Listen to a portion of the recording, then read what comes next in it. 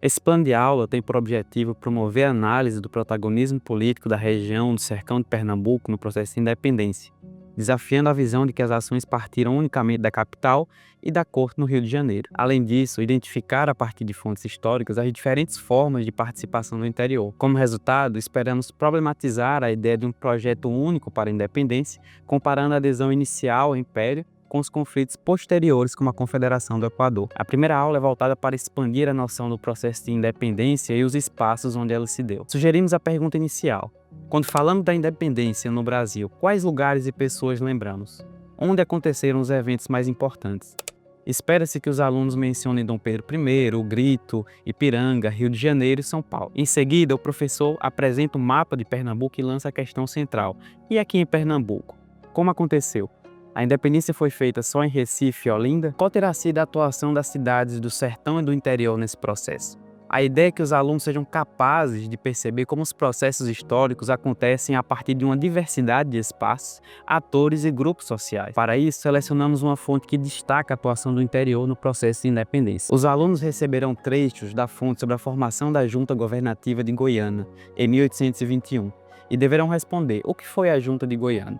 Por que sua formação é exemplo do protagonismo do interior no processo de independência?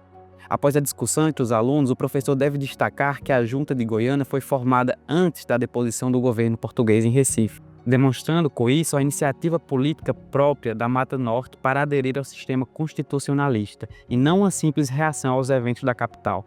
Outra proposta didática, nesse caso para ressaltar a participação do sertão no processo de independência, é a leitura do trecho da Carta da Câmara de Pajeú de Flores, datada de 1823, guiando a análise com perguntas.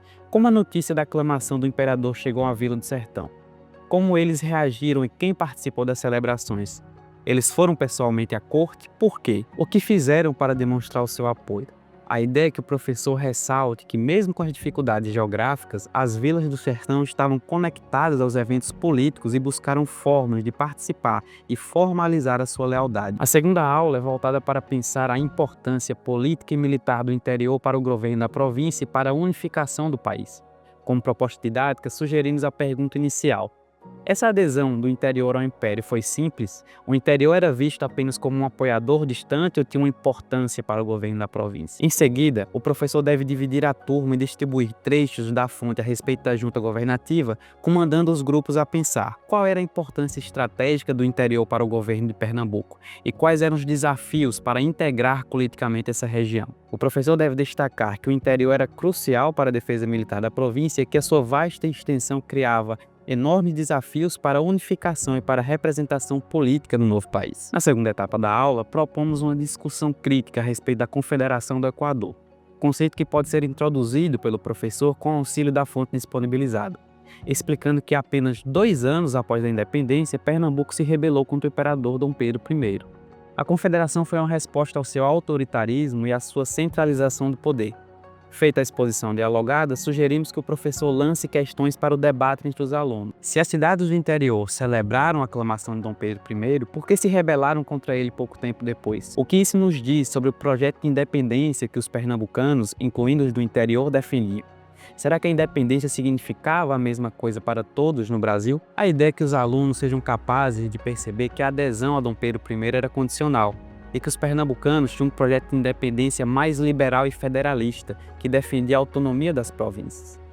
Quando o imperador se mostrou centralizador e autoritário, a mesma região que o apoiou se levantou contra ele.